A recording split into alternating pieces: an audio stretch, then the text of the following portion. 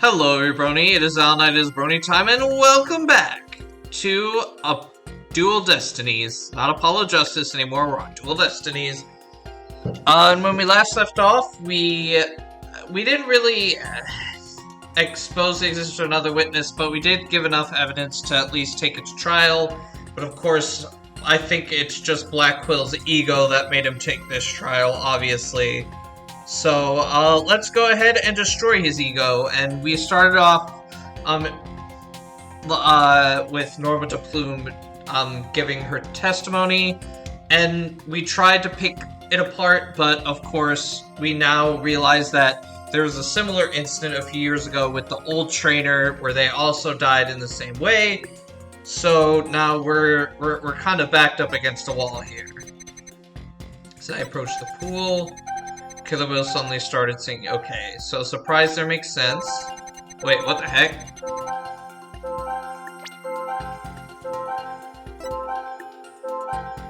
Got it! Why are you sad? Mr. Plume, Orla really frightened you with the headbutting, didn't she? Don't be absurd. I certainly was not frightened by the likes of any killer whale. Must have been something else that scared her then, boss. However, I do remember being very afraid for some reason while it was doing that. It sounds like maybe you saw something we haven't discussed yet. Take your time and try to remember what it was. What did you see? This is practically turning into a counseling session. I saw something... I remember now!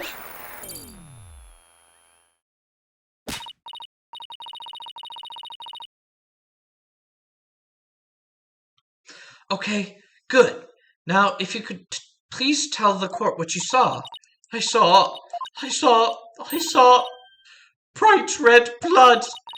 Killer Whale's ramming caused the victim to bleed. There was a great cloud of blood. What? Yes, that's it. That's why I was so sure. That's when I knew that Killer Whale had killed a person for a second time. Well, that was a very compelling statement indeed. Look at this again. There does appear to be something that could be a cloud of blood. So her terror was a reaction to blood, was it? That would certainly explain what happened yesterday.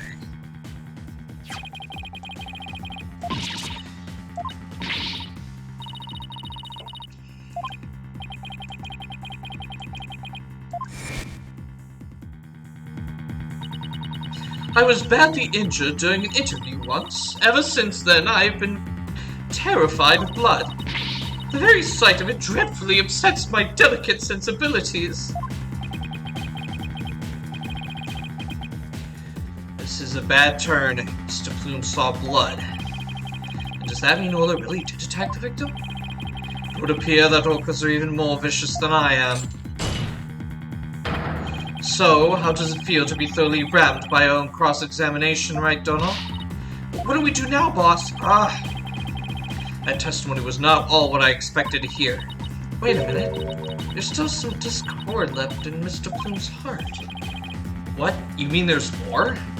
Yes, but there's no telling what it is. It could be something even more damaging. Ugh, is there even anything left of our case to damage? Well, whatever it is, we have to face it head on. Athena, you believe in Orla, right? If so, there's no reason for us to shy away from the truth. Yeah, you're right. I know we can handle the truth, whatever it is. So let's delve a little deeper. You got it, boss.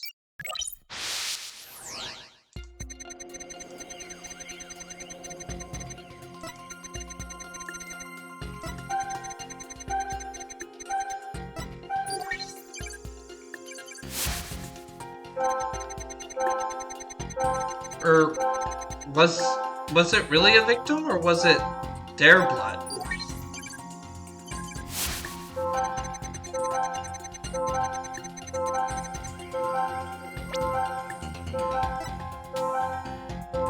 Got it! Huh? Her fear appears to lessen here at this statement. Mr. Plume, weren't you afraid when you saw the victim with blood coming out of him? My, that's a very good question. I was shaken after witnessing a murder, yes, but then the blood seemed to disappear. Disappear? And why do you suppose that was? Simple, it was because of the pirate hat. After the killer whale put the hat on, the cloud of blood disappeared. Objection! And how exactly does that work? How should I know? I'm just telling you what I remember, Blue Boy. Wait a minute. Yeah, dude. From whom was this blood that Mr. Plume saw actually come? Well, obviously it's Orla's blood.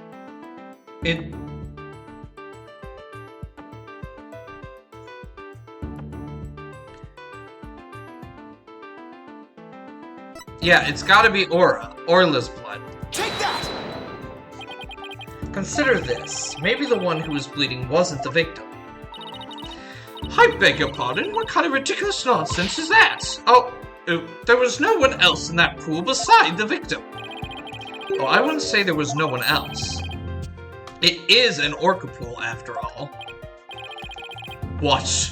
Then where is the alleged injury on the defendant? I'm not sure, but if simply wearing the pirate hat made the blood disappear, then the blood must have been coming from somewhere on Orla's head.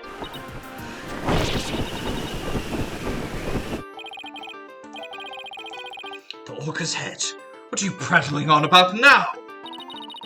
Please think about it again, Mr. Plume.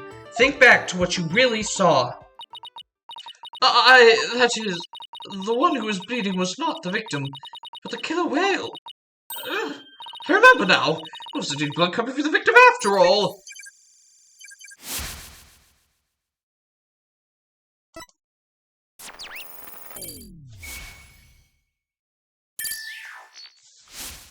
Bye-bye! We did it! Analytical cytology got us what we needed from her. That was a huge help, Athena. It's also pretty dicey for a while, though.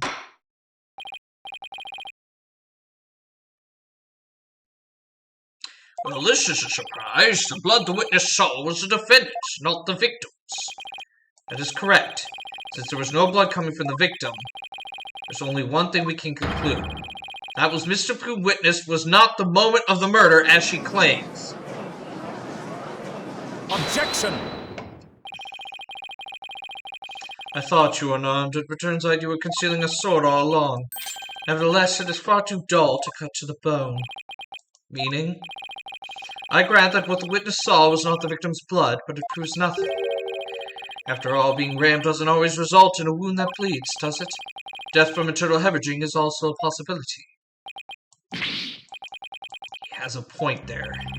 If you wish to challenge me to a duel, you'll need a sharper blade than that, right, Dono? I demand evidence that proves the witness did not see the moment of the murder. There must be something. Think, Phoenix. If I'm correct, then the victim's death occurred before de Plume saw it. The victim was already dead when Orla started her headbutting, and that would mean he died sometime before Mr. Plume was watching her. The events Mr. Plume witnessed took place at around 10:10 a.m. I must have something that could tell us about what happened before 10:10 a.m.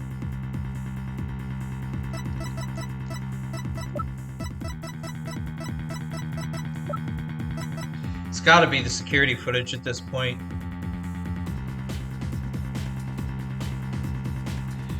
Take that! I only see the footage from 10:09 to 10:10 a.m., which means there's still footage going further back that we need to check. Your Honor, I request that all the security footage be played for the court. All of the footage? Mr. Plume witnessed the cloud of blood at around 10:10 a.m. Well, I believe the victim was already dead by that time. So your assertion is that the murder took place before Mr. Plume arrived?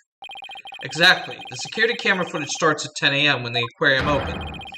I believe this is vital evidence in the 10 minutes before. You are quite the gambling man, right, Dono? Are you honestly willing to risk everything on those mere 10 minutes?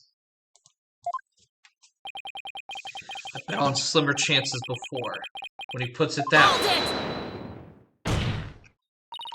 My boss is no coward, Prosecutor Blackwell, so I guess you get ready to eat humble pie. Uh-oh, I can't back down now.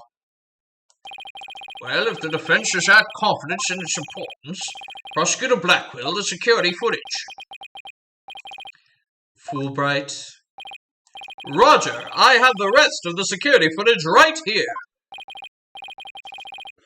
Very well, please play it for the court. Please have something for me. This is what it looked like at 10 a.m. The witness can be seen here. Alright, I'll just back the footage up to the beginning now.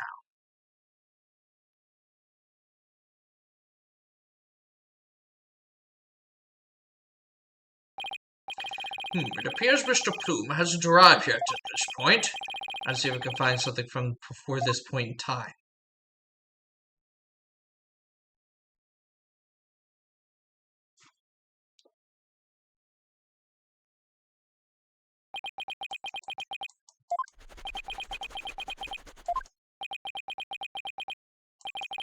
Is that it?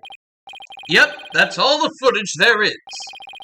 Well, Mr. Wright, did you see what you were looking for? We got nothing. Well, right, Tono. Those were the 10 minutes you placed your bet on. Did you see anything of significance? I see anything important? Better think about this carefully.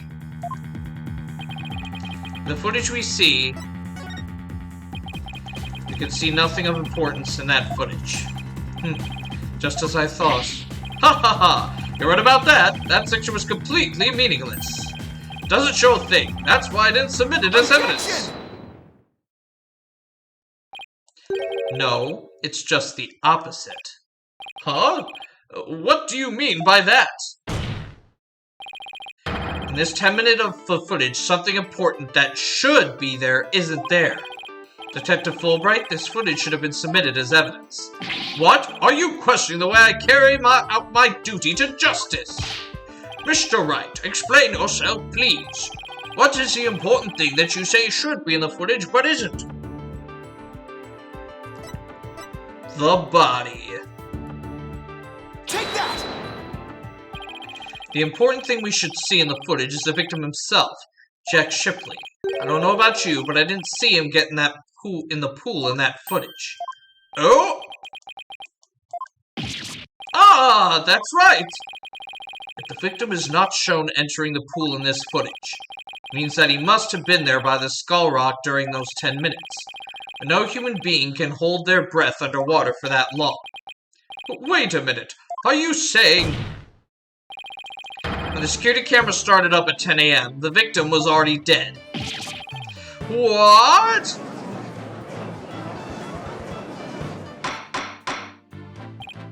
Order in the court. If that's the case, then when was the victim murdered? I don't know, Your Honor. But we now know it had to have been sometime before 10 a.m. Therefore, this footage can no longer be called decisive evidence against my client. But there was no one else who could have killed the victim. Not necessarily. The defense believes that the true culprit may have been human. We have evidence to back up our theory as well. Do you know, I would be very interested in seeing this evidence. Defense trump card, that thing we found during our investigation yesterday. I wouldn't go so far as to call it decisive, but now's the time to play it. Very well, Mr. Wright, please submit your evidence. What evidence shows that the crime may have been done by a human? Take that! What's this? A coin.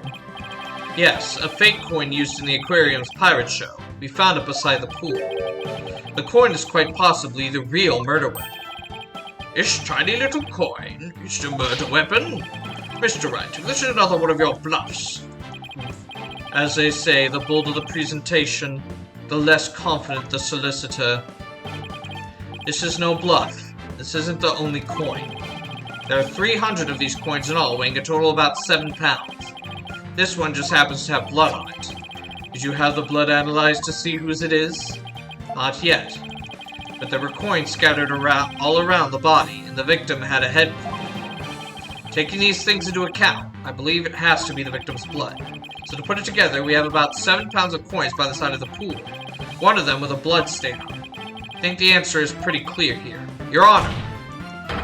The defense proposed that the victim was killed beside the pool. The side of the pool? But if the murder took place there, it would be difficult to say the orca did it. I realize you are trying to defend your client, but that theory is preposterous. How could 300 coins possibly be made to hit someone all at once? It'd be pretty easy if they were in a bag or something of that nature. And so where's this bag the coins were in? Unfortunately, Your Honor, we recovered nothing of the sort from the scene. It's possible the culprit took it with them. They took it? The true culprit used the coins as a blunt instrument to commit murder. Then they threw the body into the pool before the security cameras started up. Then they left, taking the bag the coins were in with them. They got rid of the evidence that points to a human culprit to pin the blame on Orla. That was brilliant, Mr. Wright. You found a way to introduce the possibility of a human perpetrator. Yeah, somehow. Guess what my luck holds out. I wonder why Prosecutor Blackwell hasn't said anything. Possibility of a perpetrator other than the defendant has now been suggested. But if we hold this possibility to be true, then what did Mr. Plume witness? That's right, I saw the killer will attack the victim. Just like it did a year ago, singing a song. I guess there still is that. Even with somebody else as the culprit, but his behavior still seems pretty bizarre. I wonder why she was doing the same thing she did a year ago. But is it really that bizarre? What do you mean? To explain the inexplicable, all we have to do is turn our thinking around. Turn our thinking around? Huh? Sounds good to me. Time to give the old turn my thinking around method a try. Instead of trying to figure out why Orla did the same things she did a year ago, I should consider the results that were produced by her behavior this time around. Orla sang a song, did some headbutts, and bit the victim. If the real culprit wanted to shift the suspicion onto Orla, then they would have needed to give people a reason to think Orla did it in the first place. Mr. Wright, as her lawyer, how do you explain your client's actions? I believe we should think of it in this way, Your Honor. What kind of effect did Orla's actions have on the case? Very well, then why don't you explain it for the court? How did the defendant's action affect the case? It created a witness. Mr. Plumes focused her attention on the orca pool because she heard the song. The orca's act of singing a song created a witness. Created a witness? Isn't it possible that the fabricating a witness was the real culprit's true intention? After all, Mr. Plume witnessed two things. She saw Orla headbutt something over and over, and she saw the orca bite the victim. These two actions of Orla might have been the real culprit's plot to make the witness think the orca was attacking the victim. Are you saying that the defendant was being manipulated by the true perpetrator? Exactly. That would explain Orla's actions perfectly.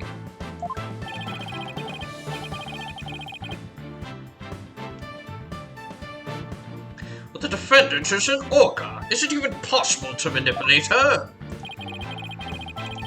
Yes, there is a way to manipulate Orla with this. Take that! Is this a whistle? Yes, Your Honor. Trainers at the aquarium use whistles to issue commands to Orla. But in truth, anyone can do it, provided they know the right signals. That must be how they get Orla to do tricks for the pirate shows. The true culprit hid the body in a spot that couldn't be seen from the visitor's corridor. Then when Mr. Plume appeared, they gave Orla the commands.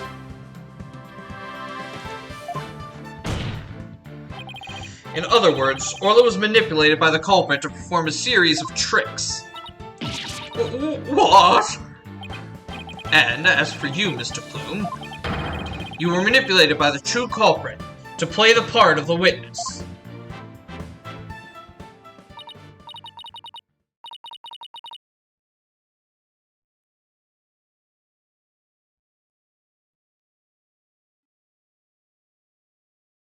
I, Norma de Plume, was set up. I, Norma de Plume, writer extraordinaire, was used. No. No!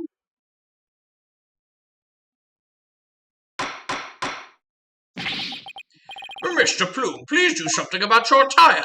That was one wardrobe malfunction I did not want to see. It would appear we need to shift our suspicion towards someone other than Orla.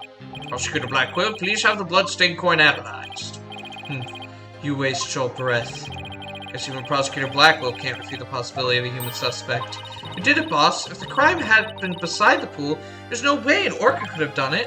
Now, if only we could find the bag the coins were in. In light of this new discovery, it would appear that the orca couldn't have done it. Exactly, Your Honor. The blood on the coin proves to be that of the victim. You can unequivocally overturn Orla's accusation.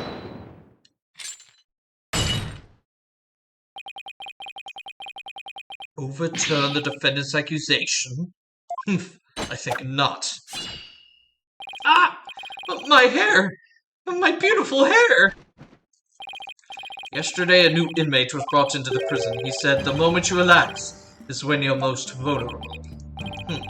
What did this man go in for? He is merely a sneaky thief who enjoys a spot of fishing now and again. But right donor here would be easier to hook than any fish.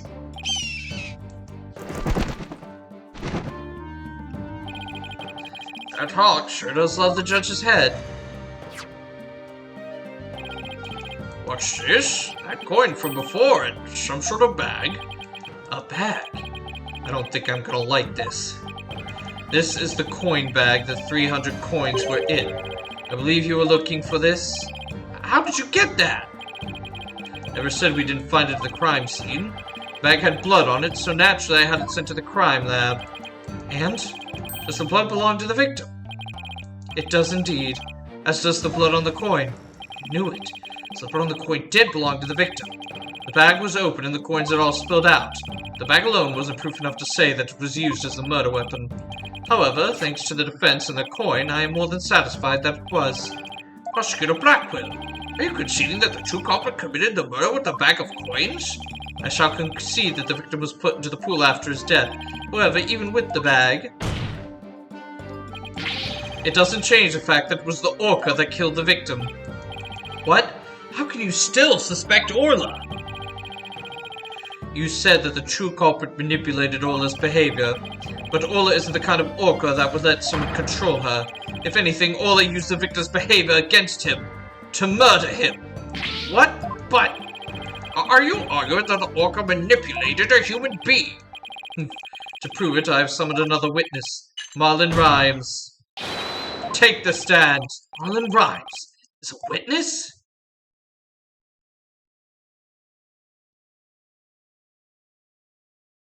I'm starting to suspect he did it.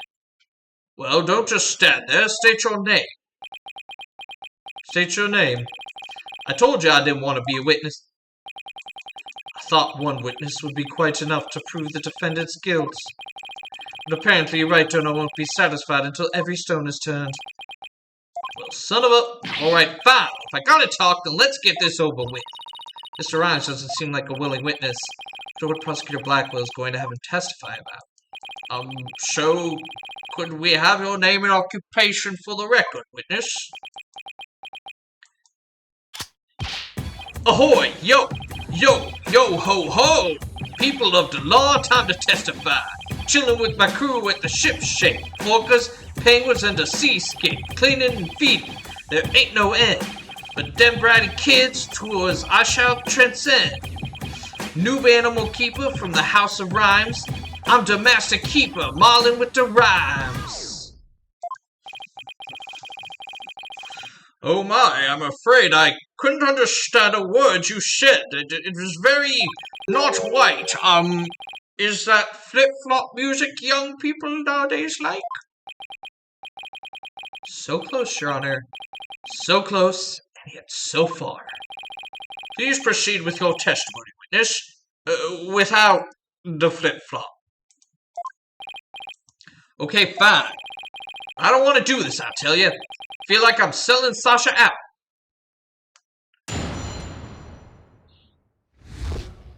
I think you did it, buddy. About 10:10 a.m., I was in the staff room. I heard a loud noise from the pool room, so I went to the door to look in. I couldn't see the captain or the orca, but I saw a bunch of coins scattered around. The orca knows there's a certain spot people stand to play volleyball with her.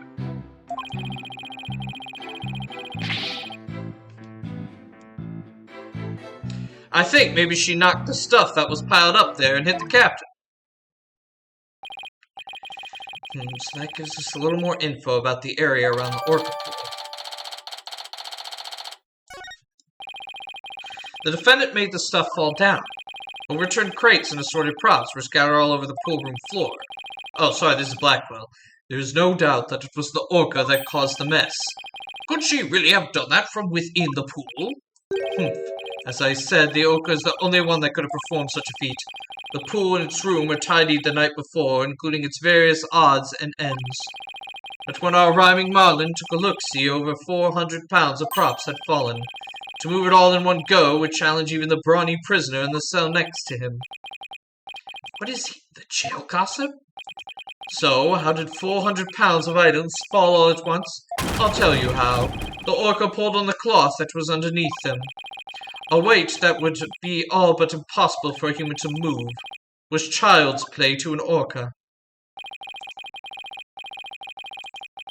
During a friendly game of volleyball, the defendant made the crates fall, and the bag of coins that was among the items fell on the victim's head and killed him.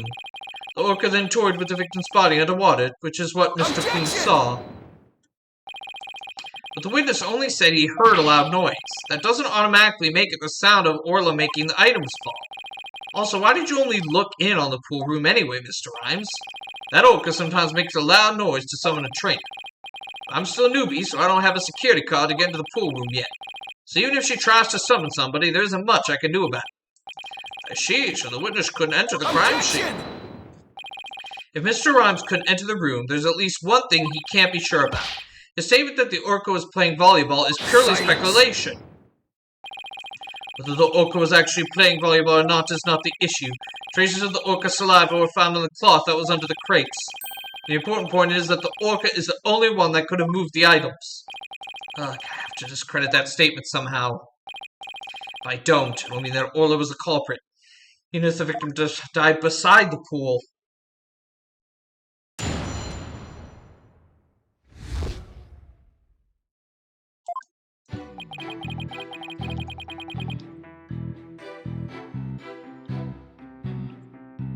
Wait a minute. Objection! Ah!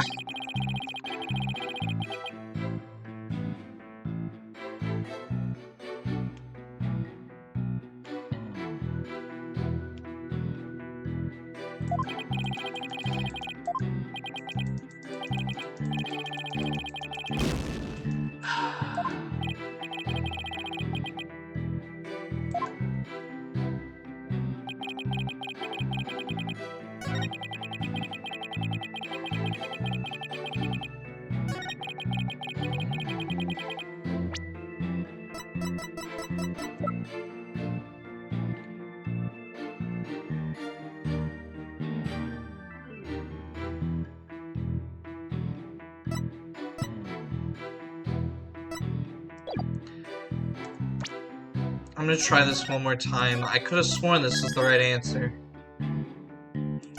Now I'm stuck here.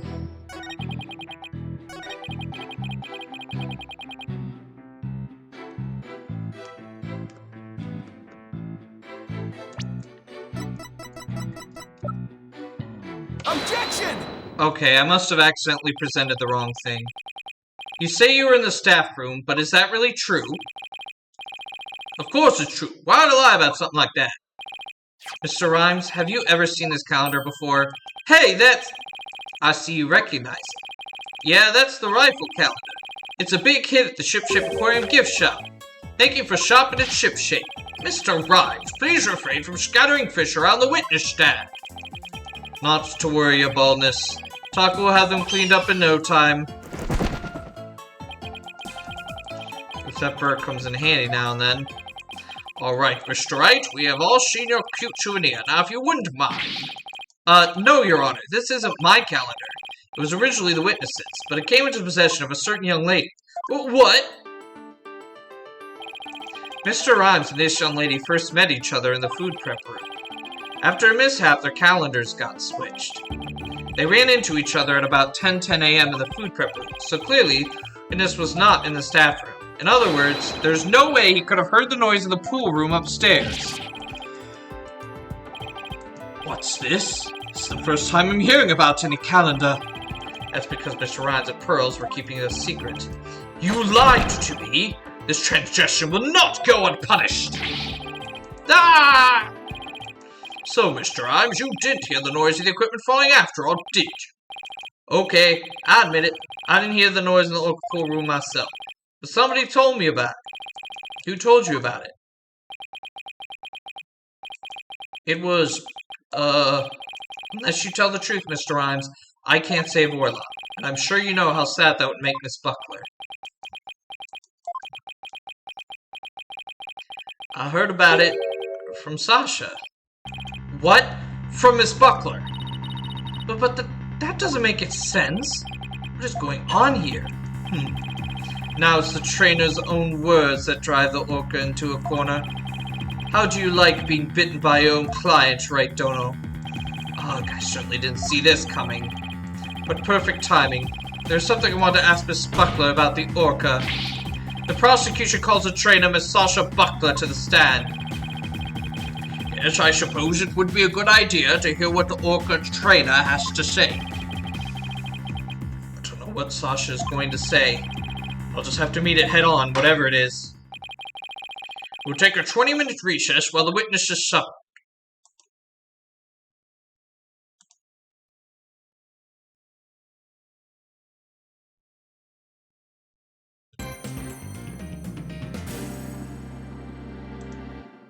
Well, that is actually quite the perfect stopping point. Anyway, so, bit of a twist here. We're going to be cross-examining Sasha herself in the next case, it would seem. And until then, thank you all for watching. Please leave a like, comment, and subscribe to Bonnie Time for more content, especially more of Dual Destinies. Also, make sure to share this video far and wide so we can get as many eyes on this series as possible. And I will see you all next time.